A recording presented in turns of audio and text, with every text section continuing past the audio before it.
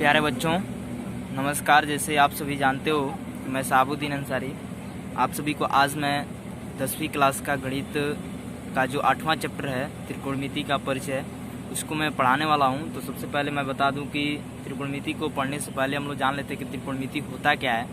तो बेसिक रूप से अगर देखा जाए कि त्रिकोणमिति होता क्या है, तो त्रिकोणमिति जो है आपका 3 शब्दों से मिलकर के बना है। तो फर्स्ट ऑफ ऑल जो शब्द है वह है ट्राई, यानी त्रिकोणमिति जो 3 शब्दों से बना है वह है ट्राई। दूसरा जो है आपका गौन, और थर्ड जो है वह है मेट्रियन, यानी मेट्रियन। अब देखिए ट्राई का मतलब क्या होता है। तो ट्राई जैसे आप लोग समझ रहे हो कि इसका मतलब होता है 3, और गौन मतलब होता है साइड। गौन मतलब क्या होता है? साइड, यानी साइड का मतलब भुजा, साइड का मतलब भुजा। और मेट्रियन का जो मतलब होता है वो होता है मापना, यानी हम कह सकते हैं कि किसी त्रिभुज के तीनों भुजाओं को मापने को के बारे में अध्ययन करना ही क्या कहलाता है? त्रिकोणमिति कहलाता है। इससे और जैसे सटीक तरीके से समझने के लिए, जैसे मैं यहाँ पर एक त्रिभुज में बना दे रहा हूँ। जैसे देख लीजिए आप लोग कि किसी त्रिभुज के, है ना, किसी त्रिभुज के उसके भुजाओं और उसके कोणों, भुजाओं और उसके कोणों के बारे में अध्ययन करना ही क्या कहलाता है? त्रिकोणमिति कहलाता है। या कह सकते हैं गणित की एक ऐसी शाखा जिसमें हम त्रिभुज के भुजाओं और उसके कोणों के बारे में अध्ययन करते हैं, तो वह आपका क्या कहलाता है? त्रिकोणमिति कहलाता है। चलिए अब हम लोग पढ़ लेते हैं कि भुजाओं का अनुपात, भुजाओं का अनुपात, त्रिभुज के भुजाओं का अनुपात, त्रिभुज की भुजाओं का अनुपात। जैसे देख लीजिए, जैसे मैं यहाँ पर बता दूं आप लोगों को कि आप लोगों ने जैसे ये जो आपका सबसे बड़ा जो भाग होता है, ये जो त्रिभुज होता है उसका जो सबसे बड़ा ये जो भाग होता है, इसको हम लोग कहते हैं कोण। यानी जो सबसे लंबी जो भुजा होती है उसको हमेशा क्या कहा जाता है?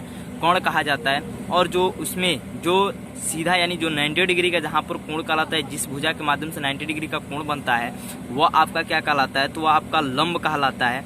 और जिस पर ये कोण वाली भुजा और लंब वाली भुजा जिस पर टिकी हुई होती है, तो वह आपका जो है वह आपका आधार कहलाता है।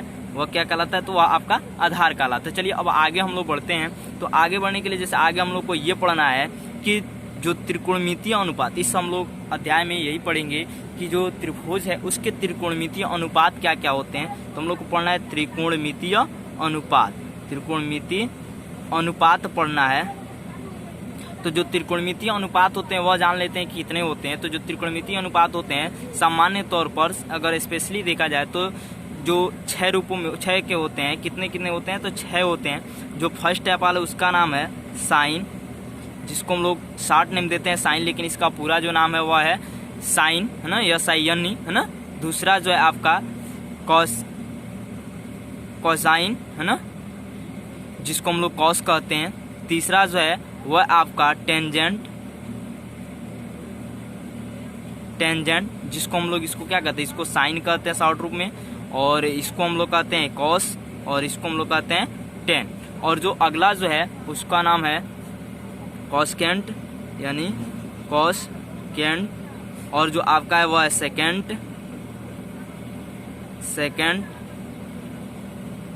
और जो आपका लास्ट है वह है कॉटजेंट, है ना। तो आप देखिए जैसे ये जो आपका कॉसकेंट कहलाता है, और ये जो आपका सेकेंड कहलाता है, और आपका कॉटजेंट कहलाता है। इसका मतलब यह है कि कॉसेक, और इसका मतलब है सेक, और इसका मतलब है कॉट। जैसे ये आपका जो 6 त्रिकोणमितीय अनुपात होते हैं, यही आपके इस चैप्टर में क्या होंगे? स्पेशली तरीके से उपयोग किए जाएंगे। तो अब इसके बारे में पढ़ने के लिए देखिए अगला जो आप पढ़ेंगे इसमें कि सबसे पहले अगर हम देखें कि इसको किस तरीके से त्रिभुजों पर लागू करते हैं, तो इसके लिए देखिए आपको मैं बता दूं कि अगर हम बात करें कि सबसे पहले यहाँ पर और एक चीज़ और जान लेते हैं कि जानना यह है कि ये जो त्रिकोणमिति है इसका उपयोग हम कहाँ करते हैं। तो जैसे मान लीजिए कि जैसे आप किसी पृथ्वी पर खड़े हैं, यहाँ पर मान लीजिए पृथ्वी है, यहाँ पर आप खड़े हैं और आपका ये जो है एक मीनार है, इस मीनार की आपको लंबाई बतानी है। तो अगर आप यहाँ पर खड़े हुए हैं तो आपको इस मीनार की लंबाई बतानी है कि ये मीनार की लंबाई कितनी है। तो आप तो फर्स्ट ऑफ ऑल ये देखेंगे कि यहाँ पर हमको चढ़ने करके बताना पड़ेगा नाप करके। तो इससे और आसान तरीका आप यहाँ पर क्या कर सकते हैं, यहाँ से इसकी त्रिकोणमितीय अध्ययन के द्वारा आप इसकी आसानी से क्या कर सकते हैं, इस मीनार की लंबाई को बता सकते हैं कि इस मीनार की लंबाई कितनी है। आप उस तरीके से दूसरे तरीका ये हो सकता है कि जैसे मान लीजिए कि आप किसी मीनार पर चढ़े हुए हैं और आपको नीचे कोई चीज़ वस्तु को दिखना है, तो आप पता कर सकते हैं कि ये कितनी दूरी पर हम इस वस्तु को देख रहे हैं या कितने नीचे की ओर हम इस वस्तु को देख रहे हैं। तो इसको पता करने के लिए आपको फर्स्ट ऑफ ऑल ये करना होगा कि आपको त्रिकोणमिति का अध्ययन होना जरूरी होगा। चलिए अब हम लोग पढ़ते हैं कि सबसे पहले कि इसका उपयोग यानी इस जो साइन कॉस टेन है इसको जो त्रिभुजों में किस तरीके से उपयोग करते हैं। तो इसके लिए समझिए, इसको समझने के लिए जैसे मैं बता दूं आप लोगों को कि ये जो आपका आधार जो होता है वह आपका संलग्न भुजा भी कहलाता है, संलग्न भुजा भी कहलाता है। और ये जो आपका है लंब, उसको हम लोग कह सकते हैं कि ये आपका सम्मुख भुजा भी कहलाता है, सम्मुख भुजा कहलाता है। अब देखिए इसके बाद से हम लोग को पढ़ना है कि इसके कुछ, अब देखिए अनुपात क्या क्या होते हैं। जो साइन है, जैसे मान लीजिए कि मैं यहाँ पर जैसे एक त्रिभुज बना लेता हूँ, जैसे मैं यहाँ पर एक त्रिभुज की बात करता हूँ, जैसे देख लीजिए यहाँ पर, जैसे मैं बता दूँ कि ये एक त्रिभुज है जो बी इसका जो है वह 90 डिग्री पर है, और ये ए हो गया और ये सी हो गया। ये आप मैंने बताया कि सबसे लंबी भुजा होती है वो आपकी कर्ण कहलाती है, जिस पर जो भुजा द्वारा जो 90 डिग्री का कोण बनता है वह आपका लंब कहलाता है, और जिस पर ये दोनों भुजाएं टिकी होती हैं वह आपका आधार कहलाता है।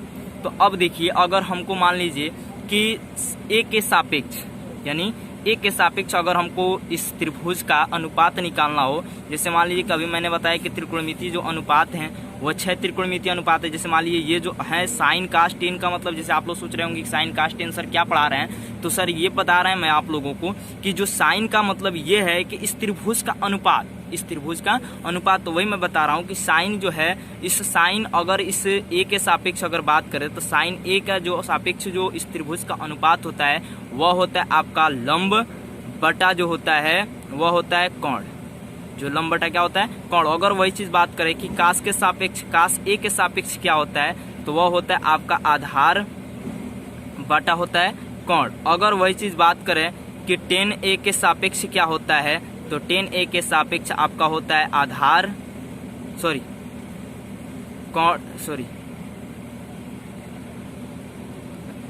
वह होता है, यानी टेन ए के सापेक्ष देखें तो वह होता है लंब बटा आधार आपका होता है।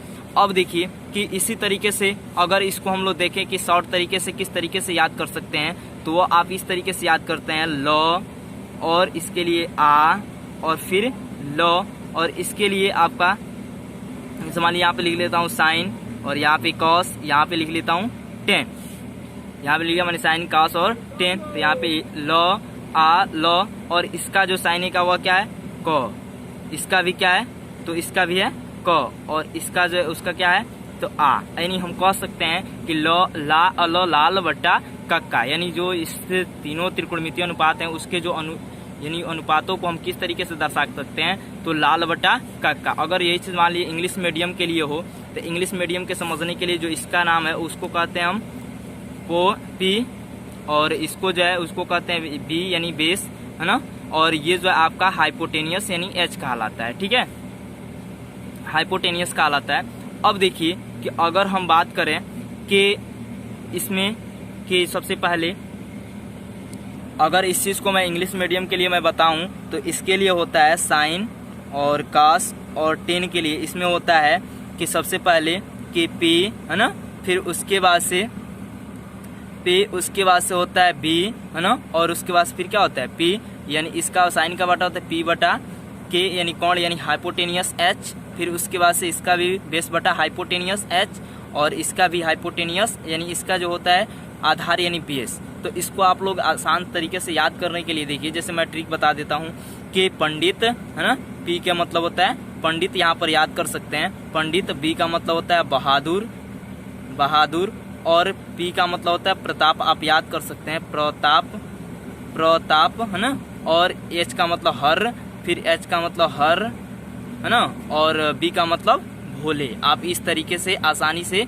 याद कर सकते हैं कि पंडित बहादुर प्रताप बटा हर हर भोले आप इंग्लिश मीडियम के लिए आसानी तरीके से आप याद कर सकते हैं। चलिए अब हम लोग आगे बात करते हैं कि अगर यही चीज़ अगर इसका विपरीत दिया गया हो, जैसे मान लीजिए साइन कॉस टेन, जैसे 3 के लिए मैंने बता रहा, लेकिन यही चीज़ मैं अगर मान लीजिए कि अन्य के लिए बताऊँ, जैसे कॉस और कॉसेक और उसके बाद से सेक और उसके बाद के लिए कॉट के लिए मैं बताऊं, तो इसके लिए अगर वही चीज़ अगर बात की जाए कि अगर यहाँ पर कोण ए ही के सापेक्ष अगर पूछा जाए, कोण ए के सापेक्ष, तो आप बता सकते हैं इस तरीके से कि जो कॉसेक ए है उसका आपका क्या होगा, इसका विपरीत हो जाएगा। यानी साइन का जो विपरीत है वो कॉसेक होता है, कॉस का विपरीत सेक होता है, टेन का विपरीत कॉट होता है, यानी सीधे इसका पलट जाएगा। यानी हो जाएगा कोण क बटा ल, यानी कोण बटा लंब। अगर इसका बात करें तो इसका भी हो जाएगा कोण, यानी कोण बटा आधार, और इसका बात करें तो ये हो जाएगा आधार बटा कोण। आप इस तरीके से आसानी से याद कर सकते हैं। अगर इसका बात करें तो इसका हो जाएगा ये साइन का, यानी कोसेक सेक टेन के लिए आपका ये हो जाएगा। अब एक चीज़ और मैं बताना यहाँ पे भूल गया हूँ, मैं उसको भी रिपीट कर दे रहा हूँ, जैसे आप समझ लीजिए यहाँ पर कि अगर आपका ये मान लीजिए कि सी हो गया, ये ए और ये बी, तो आप जानते हैं कि ये कोण होता है, ये लंब होता है और ये आपका आधार होता है। ये आप जान चुके हैं इस लेक्चर के माध्यम से। लेकिन अगर आपसे एक चीज़ और मैं बताना भूल गया था, जैसे आपसे कोई पूछ देता है कि आप बताइए कैसे आप इसको लंब कह दे रहे हैं और कैसे इसको आधार कह दे, कैसे कोण कह दे रहे हैं, तो इसको लिए कोण जो आप समझिए कि हर समय के लिए आपका स्थिर होता है। जो कोण क्या होता है वह स्थिर होता है, लेकिन जो आधार लंब है वह चेंज होते रहते हैं। अगर हम कोण अगर ए के सापेक्ष पूछें तो ए के सामने वाला जो भुजा होता है वह आपका हमेशा लंब कहलाता है। अगर वही चीज़ बात करें कि जो आधार है वो उसके नीचे वाला जो ये बड़ा वाला जो भुजा होता है वो तो हमेशा कोण रहता है, बाकी बचा हुआ भाग जो होता है वो आपका आधार कहलाता है। लेकिन वही चीज़ अगर बात करें यहाँ पर कोण सी के सापेक्ष अगर हम पूछें तो आपका जो ये वाला भुजा होगा, ये वाला जो भुजा होगा ये आपका क्या कहलाएगा, लंब कहलाएगा। ये आपका क्या कहलाएगा, लंब। और ये जो आपका होगा वह क्या कहलाएगा, आधार कहलाएगा। तो मैं उम्मीद करता हूँ सभी बच्चों को ये आसानी से समझ में आ चुकी होगी। तो आप वीडियो को ज़्यादा से ज़्यादा लाइक करें और इसको शेयर करें और कमेंट करने का जरूर प्रयास करें, ताकि मैं आपकी उम्मीदों को जान सकूँ कि आपको क्या समझ में आ रही है, क्या नहीं समझ में आ रही है। थैंक यू, धन्यवाद।